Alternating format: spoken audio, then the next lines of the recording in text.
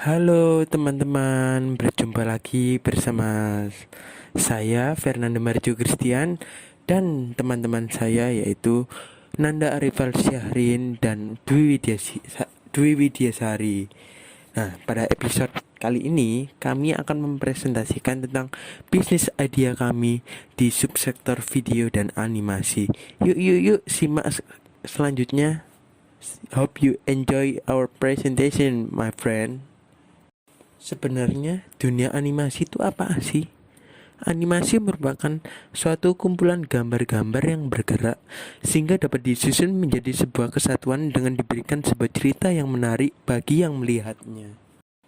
Nah, selanjutnya yaitu saya akan menjelaskan mengenai prinsip-prinsip animasi. Yang pertama ada kemampuan menggambar, yaitu kemampuan seorang individu untuk menciptakan suatu karakter animasi yang dihasilkan melalui tangan.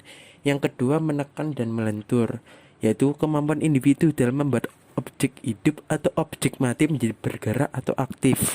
Yang ketiga antisipasi, yaitu kemampuan individu dalam menggerakkan sebuah objek tersebut menjadi sebuah kesatuan. Yang keempat yaitu tata gerak. Tata gerak merupakan gerakan yang mendasari dari sebuah karakter di dalam sebuah animasi. Lalu selanjutnya yaitu ada strike ahead and push to pose, artinya kemampuan animator dengan terencana dalam membuat gambar, membuat gerakan dan ukuran yang dilakukan sejak awal membuat animasi. Lalu ada gerakan mengikuti, ketika scene berhenti bergerak, karakter tidak berhenti secara tiba-tiba. Ini membuat sebuah animasi terlihat lebih realistis. Lalu ada slow in dan slow out, yaitu pengaturan staging dan timing dari satu scene ke scene lainnya dalam sebuah animasi. Lalu ada konstruksi lengkung, yaitu ada penentuan waktu dan juga ada gerakan pendukung.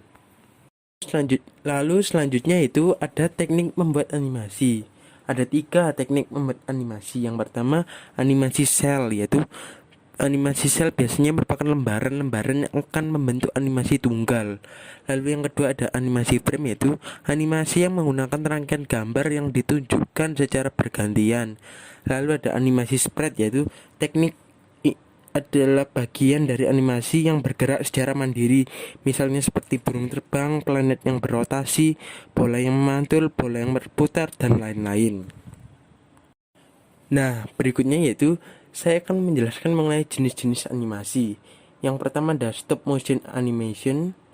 Yang stop animasi itu artinya objek yang difoto satu persatu lalu digabungkan. Lalu ada animasi 2 dimensi, itu seperti kartun seperti Tom and Jerry, itu termasuk animasi 2 dimensi. Lalu ada animasi 3 dimensi. Animasi 3 dimensi itu seperti animasi Adit dan Sopo Jarwo. Lalu ada animasi Shiva, itu termasuk animasi 3 dimensi. Lalu ada animasi Jepang atau biasa yang disebut dengan anime. Lalu selanjutnya yaitu manfaat konten animasi di dalam dunia bisnis. Yang pertama itu menciptakan ketertarikan masyarakat pada suatu produk, menjelaskan produk lebih objektif, meningkatkan kunjungan website, meningkatkan conversation rate, dan shareable. Nah, berikut ini saya akan menjelaskan mengenai latar belakang dari yang mendasari bisnis idea kami, yaitu membuat rumah produksi animasi. Perkembangan animasi di Indonesia belum mengalami peningkatan signifikan dari tahun ke tahun. Oleh sebab itu kami memiliki sebuah ide bisnis untuk membangun sebuah production house animasi yang nantinya dapat menciptakan film-film animasi berkualitas internasional. Lalu yaitu mengapa animasi sangat penting? Yang pertama, meningkatkan perkembangan anak melalui literasi dalam animasi. Jadi saat menonton animasi, perkembangan anak itu terbuka wawasannya mengenai animasi, dan juga mengajarkan animasi juga mengajarkan anak-anak untuk budaya literasi, teman-teman. Lalu yang kedua, mengembangkan daya pikir kreatif manusia. Saat kita menonton animasi, otak kanan kita itu bekerja secara lebih aktif untuk memikirkan ide cerita yang ada di dalam animasi tersebut. Lalu berikutnya saya akan mencontohkan beberapa animasi Indonesia yang berkualitas. Yang pertama ada Nakris. Ini merupakan animasi buatan dari sutradara Deddy Corbuzier. Lalu ada Shijuki the Movie. Ini merupakan animasi yang paling ngetren pada zaman sekarang karena ada juga YouTube-nya, dalam seri-seri YouTube-nya. Nah, itu keren banget. Shijuki the Movie lalu difilmkan menjadi sebuah film dengan judul Panitia Hari Akhir. Untuk slide selanjutnya yaitu ada software animasi dan konten, yaitu software untuk membuat sebuah animasi. Ada Adobe After Effects sama Blender. Terus kemudian ada dua hal penting dalam animasi. Yang pertama yaitu adalah pembuatan konsep cerita dalam animasi. Animasi yang baik dan berkualitas dilihat dari segi sudut pandang alur ceritanya. Dan yang kedua adalah pembentukan karakter utama dalam animasi. Jika konsep cerita sudah baik dan berkualitas, namun karakter utama tidak mendukung, maka animasi tersebut kurang sempurna. Itulah dua hal penting dalam animasi. Terus kemudian ada tantangan dalam subsektor animasi itu sendiri. Tantangannya ada 3. Yang pertama yaitu minimnya sumber daya manusia yang ahli di bidang film, seperti susah dalam pencarian tim untuk sutradara, terus susahnya pencarian dalam penulis skenario, susah dalam pencarian kru, dan juga ada pemain film. Terus tantangan yang kedua yaitu tidak ratanya penyebaran dan juga terbatasnya layar bioskop, sehingga jika ada orang dalam membuat film animasi yang akan diproyekkan atau ditayangkan di layar bioskop itu susah karena penyebarannya tidak rata atau terbatas. Terus ada tantangan yang ketiga yaitu serta belum adanya proteksi atau keamanan terhadap hak karya cipta dari film itu tersebut. Kemudian ada sejarah awal pembuatan animasi.